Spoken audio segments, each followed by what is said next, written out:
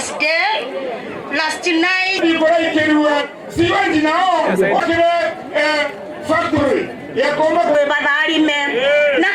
President, because you are going chosen. Mero ivatulete down inene sana.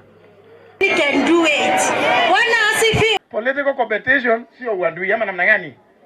So hata kama iwe ni bus ama ni lori ama ni tuktuk iko sawa tu. Wale ambao wanaingia katika hiyo mnaita kuzimika pia wanaenda kupitia vyama vya kisiasa. Let us implement fully what is contained in our constitution. Na tukifanya hivyo, mimi na hakika kwamba nchi yetu itaenda mbele vizuri. All we need to do, the county government, kuhakikisha kwamba sisi wenyewe tuko macho. Wewe Uhuru Kenyatta unaenda kustaafu. Number 2 yako ni William Ruto.